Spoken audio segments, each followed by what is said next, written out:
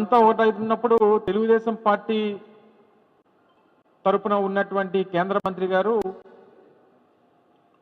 ఈ శాఖకి కేంద్ర మంత్రిగా వ్యవహరిస్తూ ఉన్నారు. దీని గురించి గడిచినటువంటి 3 రోజులుగా ఈ తెలుగుదేశం పార్టీకి సంబంధించినటువంటి అధికార ప్రతినిధులు, వారి పార్టీకి సంబంధించినటువంటి ప్రజాప్రతినిధులు వారి తాలూకా వ్యాఖ్యలు చూసిన తర్వాత దేశంలో మన తెలుగువారి పరువు, ప్రపంచంలో మన దేశం పరువు రెండు కూడా ఏ రకంగా మంట కలిసిపోయావు అనేటువంటిది మనం చూస్తూ ఉన్నాం. అంటే ఈ పరిస్థితుల్లో కేంద్ర మంత్రిగా ఉన్నటువంటి వ్యక్తి ఆ రోజు అసలు వాస్తవానికి ఆయన ఉత్తరాంధ్ర నుంచి కేంద్ర మంత్రిగా ఎంపిక కాబడినప్పుడు అందరం కూడా సంతోషించాం. దేశంలో ఒక ప్రముఖమైనటువంటి పాత్ర ఈ ప్రాంతానికి వచ్చింది, మన ప్రాంతానికి నుంచి ప్రాతినిధ్యం వహించినటువంటి ఒక ప్రజాప్రతినిధికి అవకాశం వచ్చిందని చెప్పి అందరం కూడా ఈ ప్రాంతంలో సంతోషపడ్డాం. కానీ ఈరోజు పరిస్థితులు చూసిన తర్వాత గడిచినటువంటి 18 మాసాలుగా ఈ మధ్యకాలంలో దాదాపు ఒక దశాబ్దన్నర కాలంగా ఎప్పుడు చూడనటువంటి ఒక పెద్ద ఇన్సిడెంట్ మన జూన్ 12వ తారీఖున ఎయిర్ ఇండియా ఫ్లైట్ క్రాష్ చూసాం. దాదాపు 232 మంది ప్యాసింజర్స్, ఫ్లైట్ కూలిపోయినటువంటి ప్రాంతంలో చదువుతున్నటువంటి మెడికోస్ దాదాపు 30-35 మంది మెడికోస్. ఇది ఒక చాలా పెద్ద ప్రపంచ ఫ్లైట్ యాక్సిడెంట్స్లో ఇది ఒక పెద్ద ఘటన. అప్పటికే పెద్ద ఎత్తున వారి మీద విమర్శలు వచ్చినాయి. అటువంటి ఓ పెద్ద దుర్ఘటన జరిగినప్పుడు అక్కడ కూడా వెళ్ళి రీల్స్ చేసుకున్నారు అనేటువంటి ఒక అపవాదు మన మీద వచ్చింది. దేశవ్యాప్తంగా మన మంత్రి గారిని అనేక జాతీయ మీడియా ఛానల్స్ కానీ అనేక మంది ప్రముఖులు కానీ విమర్శించినటువంటి పరిస్థితులు కూడా చూసాం. తీరా నిన్నటి గడిచినటువంటి 4 రోజులుగా అసలు జాతీయ మీడియా ఛానల్స్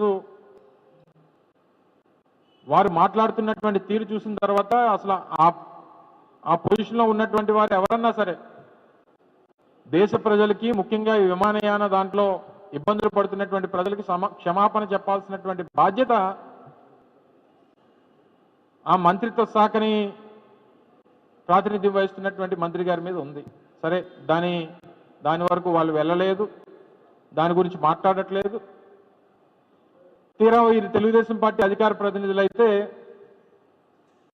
దీని మొత్తం వ్యవహారాన్ని మా లోకేష్ గారి దగ్గరుండి పర్యవేక్షిస్తున్నారని చెప్పి జాతీయ మీడియాలో వారు మాట్లాడతారు. అసలు లోకేష్ ఎవరు? లోకేష్కి ఆ మంత్రిత్వ శాఖకి సంబంధం ఏంటి? దేశంలో ఉన్నటువంటి రాష్ట్రాల్లో ఒక రాష్ట్రంలో ఒక శాఖకి మంత్రి అయినా, దాదాపు 29 రాష్ట్రాల్లో ఒక రాష్ట్రంలో ఉన్నటువంటి వివిధ డిపార్ట్మెంట్స్లో ఒక డిపార్ట్మెంట్కి ఆయన మంత్రి. ఆయన దేశంలో ఉన్నటువంటి ఈ department of civil aviation, ministry of civil aviation ఏదైతే ఉందో దీన్ని దగ్గరుండి మానిటర్ చేస్తున్నారని చెప్పి తెలుగుదేశం పార్టీ ప్రతినిధులు జాతీయ స్థాయిలో మీడియా చర్చల్లో పాల్గొని చెప్తా ఉన్నారు. అంటే కొంచెం కూడా సిగ్గనిపించలేదా మీకు మాట్లాడడానికి? దేశంలో దాదాపు వివిధ ఎయిర్పోర్ట్స్లో గడిచినటువంటి 3-4 రోజులుగా దాదాపు 6-7 లక్షల మంది ప్రయాణికులు ఇబ్బందులు పడతా ఉన్నారు. వారి గమ్యస్థానాలకు చేరుకోవడానికి అనేక రకాలైనటువంటి ఇబ్బందులు పడతా ఉన్నారు. కొన్ని వీడియోస్ చూస్తే తండ్రిని కోల్పోయినటువంటి బిడ్డ ఆఖరి చూపుల కోసం ఆ తండ్రిని చూడడానికి వెళ్ళడానికి కూడా అవకాశం లేనటువంటి పరిస్థితుల్లో ఒక ప్రయాణికుడు, పెళ్లి చేసుకున్నటువంటి 2 భార్యాభర్తలు,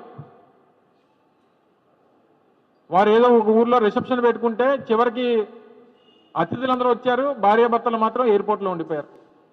ఆ రిసెప్షన్లో పాల్గొనాల్సినటువంటి వారు ఆ ఇద్దరు భార్యాభర్తలను ఆశీర్వదించడానికి వచ్చినటువంటి ఆ గెస్టులందరూ కూడా, అతిథులందరూ వచ్చారు. ఆ భార్యాభర్తలేమో వీడియో కాల్ పెట్టుకొని జూమ్ కాల్లోనేమో వారి రిసెప్షన్ చేసుకున్నారు. ఉద్యోగ అవకాశాల కోసం, ఇంటర్వ్యూల కోసం వెళ్ళినటువంటి వారు వివిధ ఎయిర్పోర్ట్లో స్టాండర్డ్ అయిపోయి ఉన్నటువంటి పరిస్థితులు ఉన్నారు. ఇతర చదువుల కోసం, వీసాల కోసం, వారి వీసా ఇంటర్వ్యూస్ కోసం అటెండ్ అవ్వడానికి వెళ్ళాల్సినటువంటి వారు వివిధ ఎయిర్పోర్ట్లో నిలిచిపోయినటువంటి పరిస్థితులు ఉన్నాయి. దేశవ్యాప్తంగా అనేక ఎయిర్పోర్ట్లు ఏదైతే ఈ FDTL అనేటువంటిది, ఫ్లైట్ డ్యూటీ టైం లిమిటేషన్స్ అనేటువంటి నార్మ్ ఏదైతే తీసుకొని వచ్చారో, ఆ రెగ్యులేషన్ తీసుకొచ్చినటువంటి రెగ్యులేషన్ని ఇంప్లిమెంట్ చేస్తే వచ్చేటువంటి రిఫర్కేషన్స్ ఏంటి, రాబోయేటువంటి ఇబ్బందుల్ని ఏ రకంగా అసెస్ చేయాలి, దానివల్ల వచ్చేటువంటి ప్రయాణికులకి వచ్చేటువంటి ఇబ్బందులు ఏంటి అనేటువంటిది అసెస్ చేయాల్సినటువంటి బాధ్యత డిపార్ట్మెంట్ది. ఈరోజు నాకు తెలిసి దేశంలో ఉన్నటువంటి కమర్షియల్ ఫ్లైట్స్ మార్కెట్ షేర్లో ఇండిగో దాదాపు 60% ఉంది. 60% ఇండిగో దాదాపు 2200 సర్వీసులు నడుపుతుంది రోజుకి ఇండిగో సంస్థ. దాదాపు 4 నుంచి 5 లక్షల మంది ప్యాసింజర్స్ని వారి ఫ్లైట్స్లో ట్రావెల్ చేస్తుంటారు. అటువంటిది నిన్న దాదాపు 1000 ఫ్లైట్లు, మొన్న 1000 ఫ్లైట్లు, దానికి ముందు 500 ఫ్లైట్లు రోజువారీ క్యాన్సిల్ అయిపోతూ ఉన్నాయి. ఈ FDTL రెగ్యులేషన్స్ పెట్టినప్పుడు 36 గంటలను కాస్త రెస్ట్ టైం ఏదైతే పైలట్లకు ఉండేదో 36 గంటలు కాస్త 48 గంటలు చేశారు.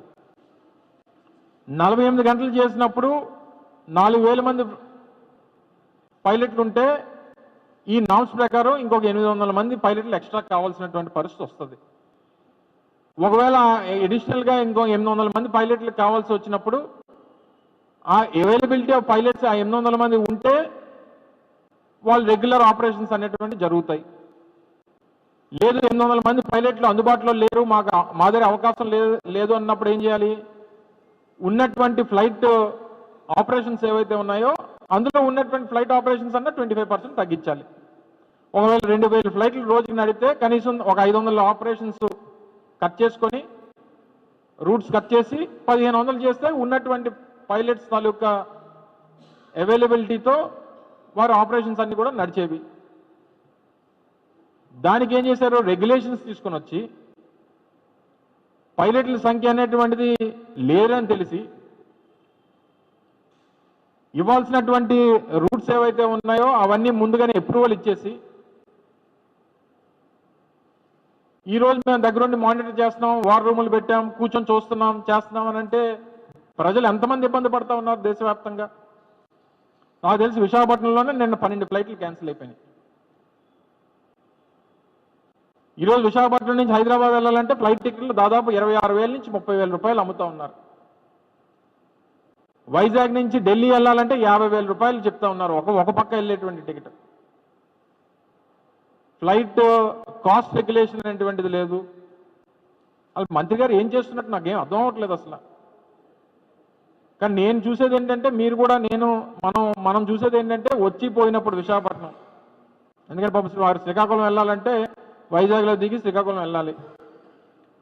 శ్రీకాకుళం వచ్చినప్పుడు ఆ మధ్యలో మేము నిర్మాణం మొదలుపెట్టినటువంటి ఆ భోగాపురం ఇంటర్నేషనల్ ఎయిర్పోర్ట్ దగ్గరికి వెళ్ళి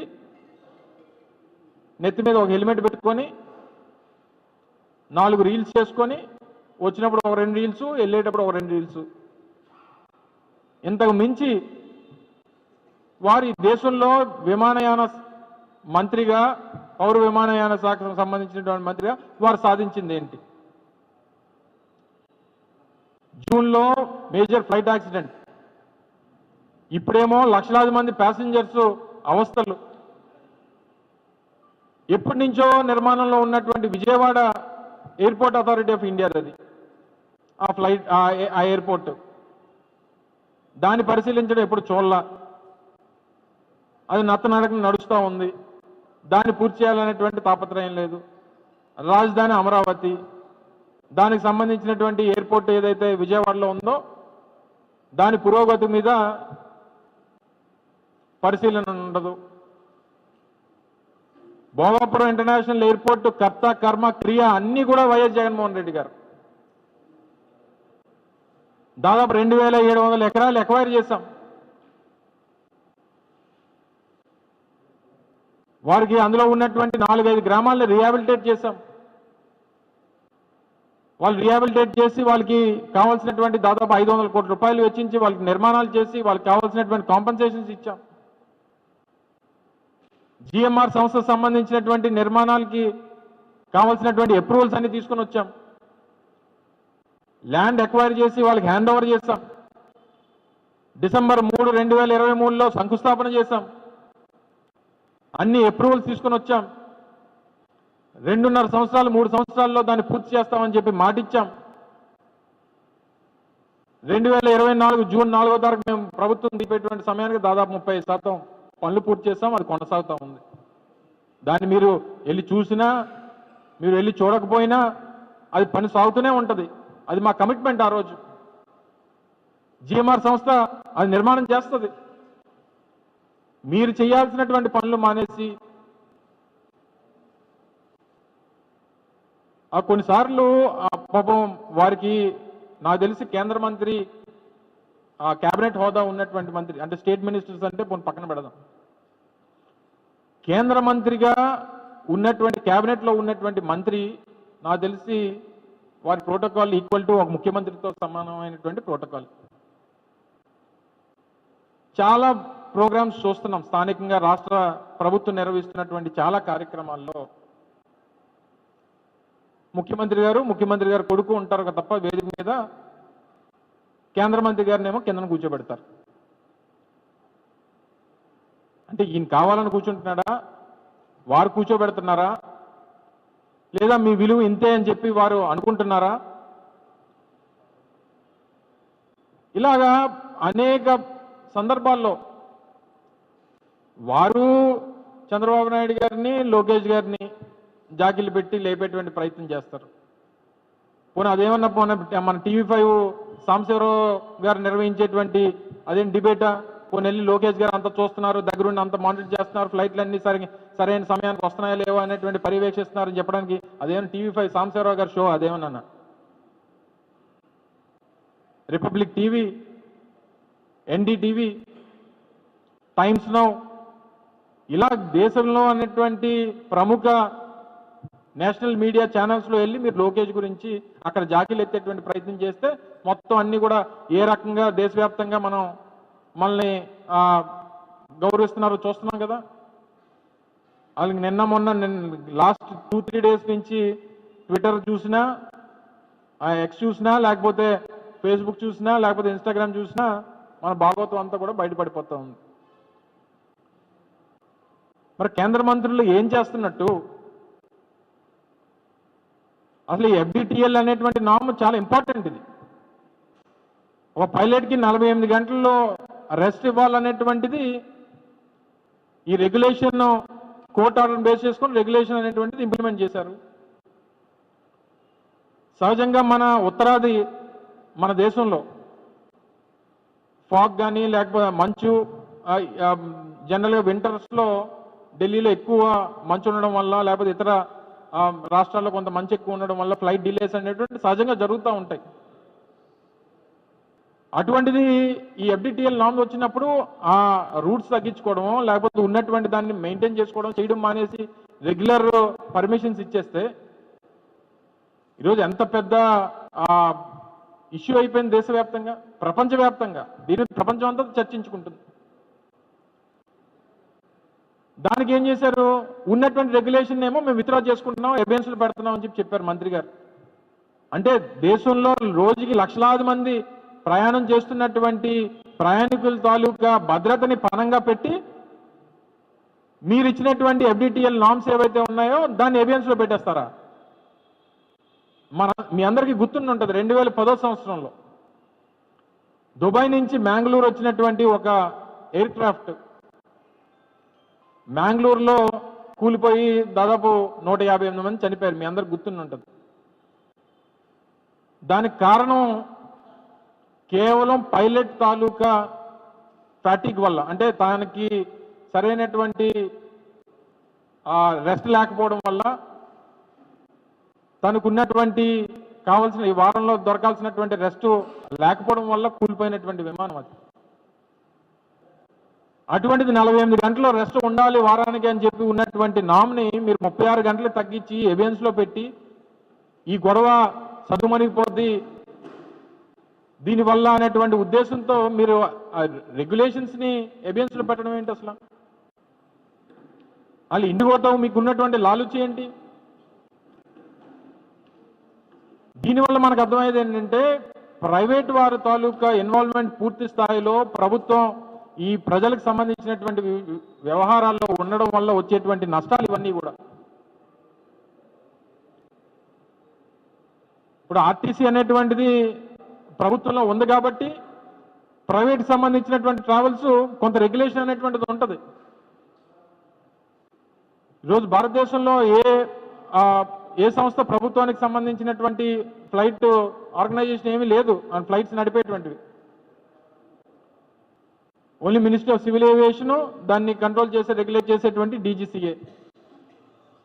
ఎయిర్ ఇండియా ప్రైవేట్దే, ఇండిగో ప్రైవేట్దే, స్పైస్జెట్ ప్రైవేట్దే, అకాసా ప్రైవేట్దే. అన్ని ప్రైవేట్ ఎయిర్లైన్స్ ఉన్నప్పుడు మీరు రెగ్యులేషన్ ఎక్కడ ఉంది? చెన్నై నుంచి ఢిల్లీ వెళ్ళాలంటే 70,000 రూపాయలు ఆ టికెట్. బెంగళూరు నుంచి ముంబై వెళ్ళాలంటే దాదాపు 40,000 రూపాయలు ఆ టికెట్. హైదరాబాద్ నుంచి ఢిల్లీ వెళ్ళాలంటే 60,000 రూపాయలు ఆ టికెట్. రెగ్యులేషన్స్ ఎక్కడ ఉన్నాయి? మంత్రిత్వ శాఖ ఏం చేస్తున్నట్టు? ప్రయాణికుల తాలూకు పరిస్థితులు ఏంటి? విమానయానం అనేటువంటిది పేదవాడికి కూడా చెయ్యాలనేటువంటి ఆలోచన ప్రభుత్వాలకు ఉండాలి తప్ప ఈ రకమైనటువంటి పరిస్థితులను తీసుకుని వచ్చి మోనోపోలీగా ఒక సంస్థకి మీరు కొమ్ము కాసేస్తే ఈరోజు దేశంలో పరిస్థితులు ఈ రకంగా పెద్ద ఎత్తున ఒక పెద్ద ఇది అయిపోయింది దేశం అంతా కూడా. అన్ని విమానం ఎక్కడికి వెళ్ళినా సరే పెద్ద పెద్ద ఎయిర్పోర్ట్స్ అన్నీ కూడా ఒక చిన్నపిల్లలు తండ్రి కూతురు ఎదురు వెళ్తూ ఉంటే కనీసం శానిటరీ నాప్కిన్స్ కూడా తన కూతురికి సాధించుకోలేనటువంటి పరిస్థితిలో ఉన్నాడు తండ్రి.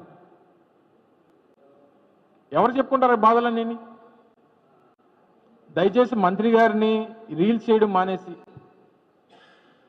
జరుగుతున్నటువంటి పనుల్ని ఈ క్రెడిట్ చోర్ ఎవరో చేసినటువంటి పనుల్ని మేం చేసినట్టుగా చూపించుకునేటువంటి ఆ తాపత్రయం మానేసి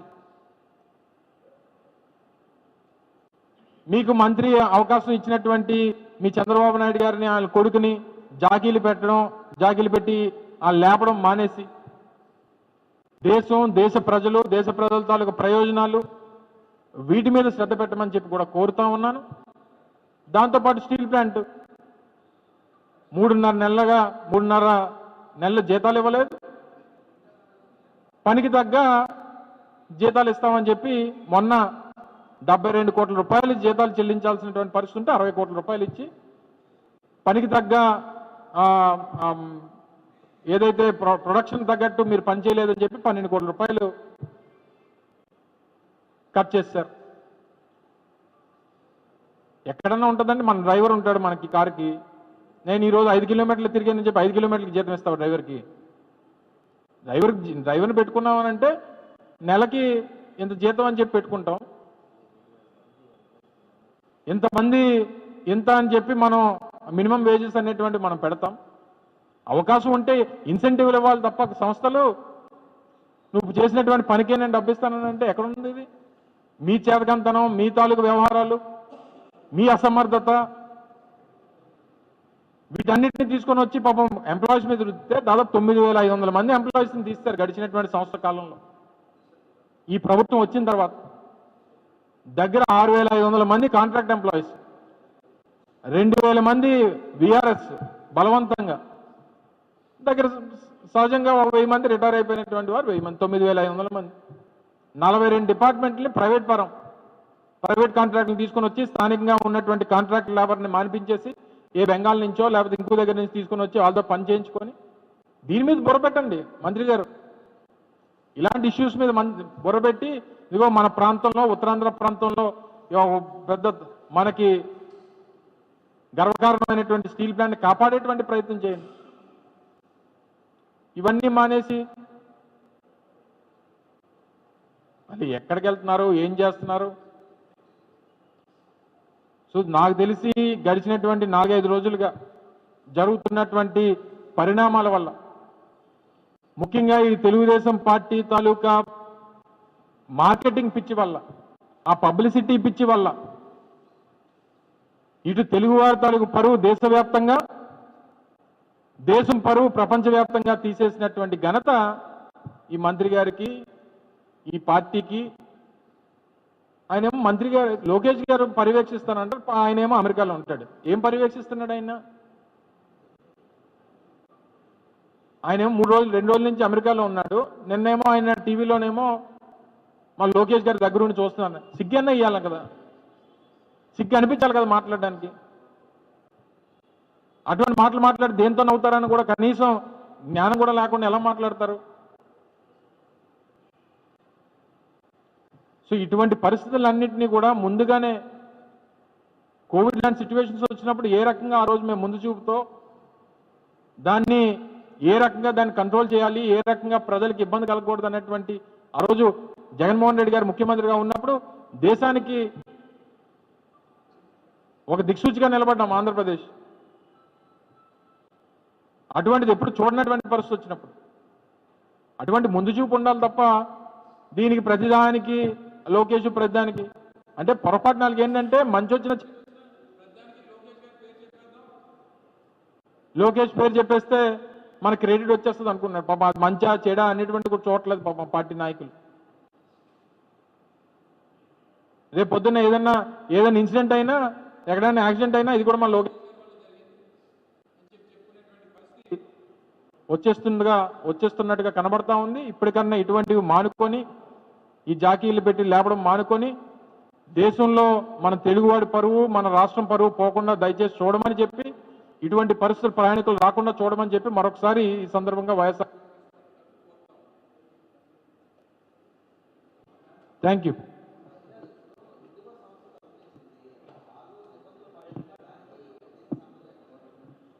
నిబంధనలు పాటించడానికి దానికి రెగ్యులేషన్స్ మీరు లాస్ట్లో నువ్వేమో నేను 25 నిమిషాల నుంచి మాట్లాడుతున్నాను,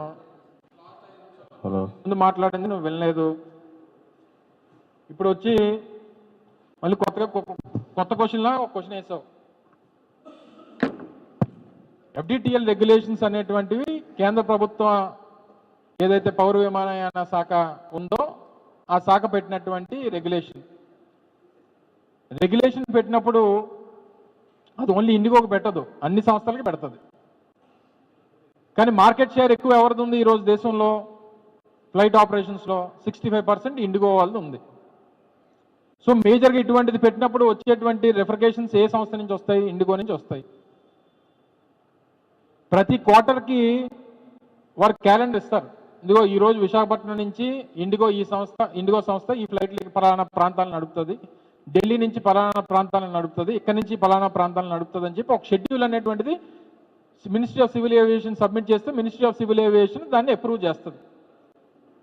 మరి FDTL నామ్స్ పెట్టినప్పుడు మినిస్ట్రీ ఆఫ్ సివిల్ ఏవియేషన్ వారి దగ్గర సరైనటువంటి స్ట్రెంగ్త్ ఆఫ్ పైలట్స్ ఉన్నారా లేదా అనేటువంటి చూడకుండా ఎలా అప్రూవల్ ఇచ్చింది? అదే ఎవరు తప్పు? ఇండిగోదా? సో దీంట్లో క్లియర్గా మినిస్ట్రీ ఆఫ్ సివిల్ ఏవియేషన్ తాలూకా పాత్ర తప్పిదం ఎంతైతే ఉందో ఇండిగో తప్పిదం కూడా అంతే ఉంది. ఈ FDTL నామ్స్ ఏదైతే మేము ఫాలో అవ్వడానికి మా దగ్గర ఎంతమంది స్టాఫ్ లేరు, మేము ఈ ఫ్లైట్స్ ఇన్నే పెడతామని చెప్పి వారన్నా ఇచ్చి ఉండాలి. లేదు ఇచ్చినప్పుడు మీకు ఎంత స్టాఫ్ లేదు కాబట్టి మీరు ఎన్ని ఫ్లైట్స్ నడపడానికి మీకు అవకాశం లేదు, ఈ కొత్తగా 48 hours రెస్ట్ ఏదైతే ఉందో దాని ప్రకారం మీకు ఇంతమంది స్టాఫ్ లేరు అని చెప్పి డిపార్ట్మెంట్ అని చెప్పలేదు. దీని ప్రకారం ఏం అర్థమవుతుంది? ఇటు ministry of civil aviation IndiGo రెండు కూడా కుమ్మక్క అయిపోయాయి అన్నటువంటిది దీంట్లో అర్థమవుతా ఉంది. ఇది మినిస్ట్రీ ఆఫ్ సివిల్ ఏవియేషనా, మినిస్ట్రీ ఆఫ్ కార్పొరేట్ ఏవియేషన్ అనేటువంటిది అర్థం అవట్లా. అంటే కార్పొరేట్ సంస్థలకి కొమ్ము కాసేటువంటి పరిస్థితుల్లో ఈ సివిల్ ఏవియేషన్ డిపార్ట్మెంట్ ఉందా అనేటువంటిది నిన్న మొన్న జరిగినటువంటి దేశవ్యాప్త పరిణామాలు బట్టి మనకు అర్థమవుతా ఉంది. సో ఇందులోని మేమనేది ఏంటంటే ఉన్నటువంటి సమస్యని ఏ రకంగా పరిష్కారం చేయాలనేటువంటి దాని మీద బొరపెట్టాలి తప్ప దీంట్లో కూడా అసలు లోకేష్ గారికి ఏం సంబంధం అండి దీంట్లోని? చెప్పండి, పోనీ మీరైనా చెప్పండి, మీ వాదన ఏదైనా ఉంటే చెప్పండి. సో దయచేసి ప్రతి దాంట్లో కూడా ఎక్కడో దగ్గర ప్రొజెక్ట్ చేసి ఏదో ప్రొజెక్ట్ చేసుకొని లీడర్షిప్ని ప్రమోట్ చేసుకోవాలన్నటువంటి ప్రయత్నం మానేసి దేశవ్యాప్తంగా వచ్చినటువంటి పరిస్థితుల్ని ఏ రకంగా దాన్ని సెటిల్ చేయాలనేటువంటి దాని మీద డిపార్ట్మెంటు మంత్రి గారు బుర్రపెడితే మంచిది అనేటువంటిది మా తాలూకు సలహా. దీంతో పాటు ఇంకొక మేజర్ ఇష్యూ, మొన్న రాజ్యసభలో పార్లమెంట్ సెషన్స్లో పోలవరానికి సంబంధించి కూడా 41 మీటర్స్ సంబంధించినటువంటి హైట్ ఏదైతే ఉందో పోలవరానికి 41 మీటర్స్కి 30,000 కోట్ల రూపాయలు అంచనా వ్యయానికి మాత్రమే కేంద్ర ప్రభుత్వం ఒప్పుకుంటుంది అనేటువంటి మాట చెప్పారు. ఉత్తరాంధ్ర సుజల సమితి పరిస్థితి ఏంటండి? మంత్రి గారికి బాధ్యత లేదా? కేంద్రంలో మంత్రిగా ఉన్నారు కదా, కేబినెట్ మంత్రిగా ఉన్నారు కదా. 45 మీటర్ల కాంటూర్ లేకపోతే ఉత్తరాంధ్ర సుజల సమితి ద్వారా ఉత్తరాంధ్ర ప్రాంతానికి నీళ్ళు ఇస్తామన్నటువంటి పోలవరం ప్రాజెక్ట్ నుంచి అది ప్రాజెక్టు పూర్తిగా అన్యాయం జరుగుతుందనేటువంటి విషయం తెలిసి కూడా మాట్లాడకపోతే దేనికున్నట్టు కేంద్రంలో మంత్రులు? సో ఇవన్నీ కూడా అనేక ఇష్యూస్ ఉన్నాయి. దేని మీద పొరపెట్టుకున్నా అసలు ఏం చేస్తున్నట్టు అనేటువంటిది ప్రజల తాలూకు ప్రశ్న.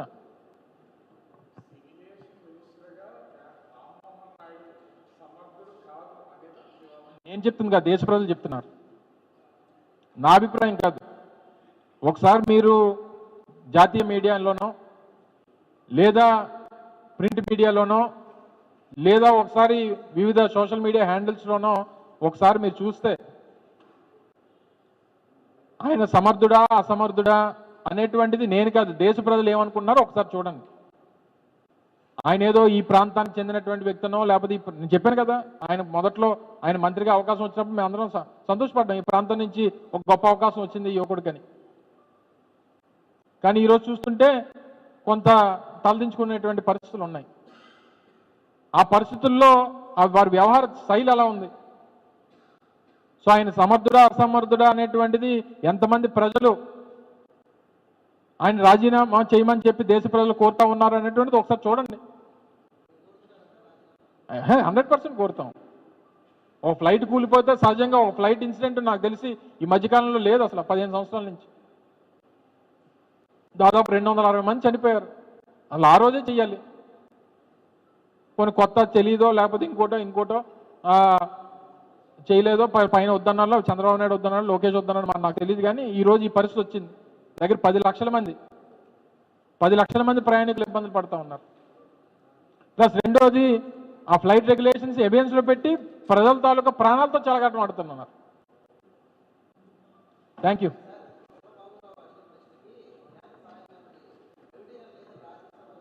దేనికి ప్రైవేటీకరణ? ఎవరు చెప్పారు? ఏమని చెప్పారు? నాకు తెలిసి ఏదైతే 2020 సంవత్సరంలో 2021 జనవరిలో దీపం అనేటువంటి ఒక ఆర్గనైజేషన్ కేంద్ర ప్రభుత్వంలో ఉందో, వారి ఆర్గనైజేషన్ ఏదైతే కేంద్ర ప్రభుత్వానికి సంబంధించినటువంటి సంస్థ విశాఖపట్నం స్టీల్ ప్లాంట్ డిస్ఇన్వెస్ట్మెంట్ వైపు 100% తీసుకెళ్తున్నాం అని చెప్పి ఏదైతే నిర్ణయం తీసుకుందో ఆ నిర్ణయాల్లో మార్పులు లేవు అనేటువంటిది చెప్పడం జరిగింది. ఇది స్వయంగా కేంద్ర మంత్రిగా ఉన్నటువంటి ఎవరు మన కుమారస్వామి గారు చెప్పినటువంటి విషయం. తర్వాత మళ్ళీ నాకు ఎక్కడ మేమైతే మరి చూడలేదు. ఇప్పుడు ఉన్నటువంటి పరిస్థితులు చూసిన తర్వాత 8,000 మంది ఉద్యోగస్తులను తొలగించి 32 డిపార్ట్మెంట్లు ప్రైవేటైజ్ చేసి అందులో ఉన్నటువంటి ఎంప్లాయీస్ జీతాలు తగ్గించి ఇవన్నీ చేసిన తర్వాత ఎవరికైనా ఏమనిపిస్తుంది చెప్పండి? దేనివైపు అడుగులు వేస్తూ ఉన్నట్టు వాళ్ళు. సో ఇవన్నీ చాలా క్లియర్గా ఓ పక్క ఏమో చంద్రబాబు నాయుడు గారు ఏమో నోటికి వచ్చింది మాట్లాడతారు, తిడతారు. మీరే కదా అడిగారు, నువ్వేనా అడిగావా క్వశ్చన్? నిన్నేమన్నా అనుకుంటాను. ఆ? అదే అంటున్నా. సో కొంతమంది మొన్న ఎవరో వైజాగ్లో అడిగితేనేమో మీడియా వాళ్ళని కూడా చూడకుండా వాళ్ళ మీద రంకులేస్తున్నాడు ఆయన. అంటే ఆయనకి ఏదన్నా నచ్చింది ఏదన్నా అడిగితే ఆయన కోపం వచ్చేస్తుంటుంది. ఆయనకు నచ్చింది, ఆయనకు కావాల్సింది ఆయన అన్ని అడుగుతుంటే ఆయన హ్యాపీగా ఉంటాడు. ప్రజా సమస్యల గురించి ఏదన్నా అడిగితే తిరిగి మన మీద రంకులేస్తాడు. ముఖ్యమంత్రి గారికి అలవాటు, మనం ఏం చేస్తాం. Thank you.